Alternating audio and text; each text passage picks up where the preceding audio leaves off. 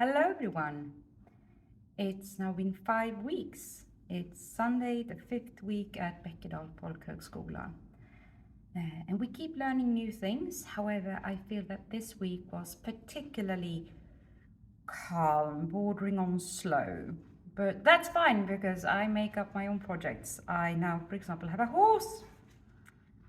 Just like that. So I have an Arabic thoroughbred who's 25. Come on riding now, which is amazing. It is also starting to turn autumn. The leaves are turning all yellow and beautiful, and it's really gorgeous. It's absolutely wonderful. And I felt so fortunate today being able to be out on horseback in this gorgeous weather, taking it all in. It is lovely.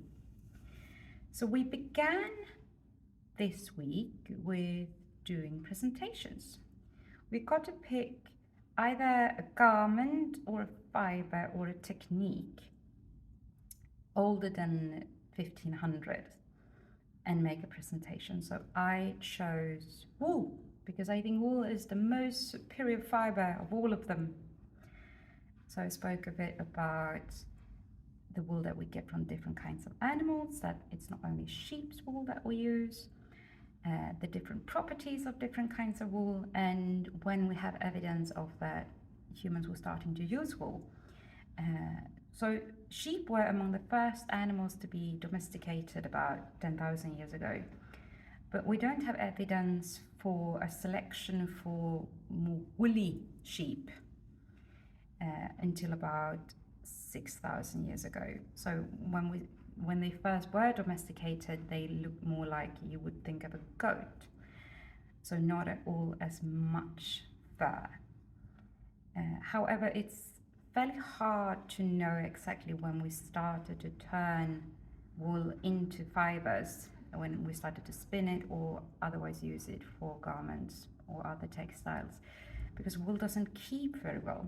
It requires rather special circumstances not to decay, otherwise it just disappears and becomes one with nature.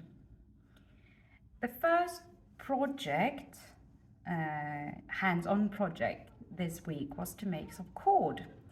So we got shown some different methods for braiding and tying cord.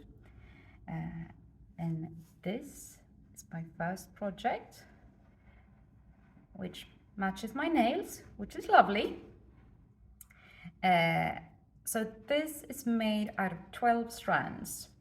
So 6 strands of this lavender color one, and then 3 strands each of the magenta and the purple. And this is a sort of braid, which makes for somewhat flexible cord. It's really strong. It's fairly round. It's slightly square shaped, but it's mostly round. And when I was making this, I very much thought of shoelaces. That looks like a shoelace. It was fairly easy, fairly quick to do. Let's see, if I can get focus on this. And there we go. Yeah, so that was the first project. Second project, we got to make some more cord, which I've dropped. There we go. And I then wanted to recreate something I made at school as a child. So when I was about maybe 6, 7, 8, we used to do these. It's made out of 4 strands, and if you tie them clockwise, you get a spiral. And if you tie them every second one clockwise and every second one counterclockwise, it becomes a square. So I was varying these. And then if you tie all of them counterclockwise, you will have a spiral, but in the other direction. So yeah, this was fun relearning. It's got a bit of a stretch, as you can see. So now I have 2 rather short bits of cord Not much. I don't know what to do with them. So if you have any suggestions what to do with not very long pieces of cord, I please let me know. Please give me your suggestions. And then it was the felting. So we were told to felt something to sit on. In Swedish, ett sittunderlag. I don't know what that would be in English. Butt flap. Don't know. So we got 250 grams of wool that we had to prepare, combing it and so on, and then we were supposed to felt it. Now, I am of a rather impatient disposition, very much ADHD, and felting just took too long. So I was standing there rubbing the wool in the soapy warm water, and not much happened. And it also hurt my back, and I was like, this is not fun.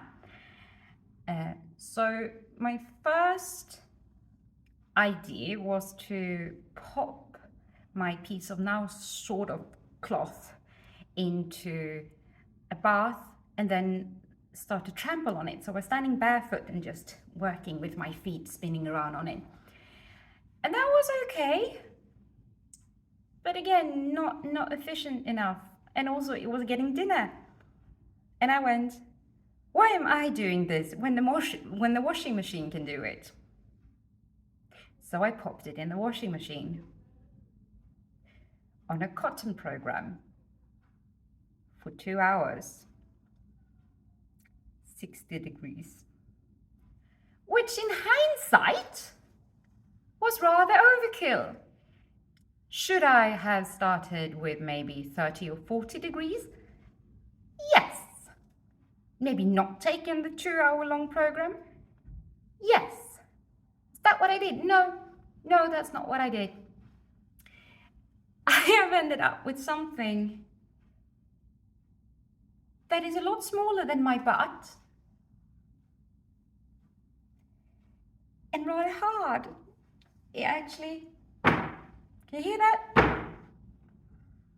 It's like you're banging wood on wood when you bang it on a table. So I will not be sitting on it. However, as I do a lot of baking, I'm thinking this will make a rather perfect cover for a tray when you take a hot tray from the oven and want to put it down. This will go in between the tray and the table. So I will use it. It's not been wasted. However, I have learned from my mistakes. Yes, it does make sense to use the washing machine when you're doing felting. Don't use it on full throttle. That also makes sense. These are the things we have learned this week. Yeah, and I'm just so happy about having a horse again. It's been years since I had a horse to take care of. So yeah, life is good. See you next week.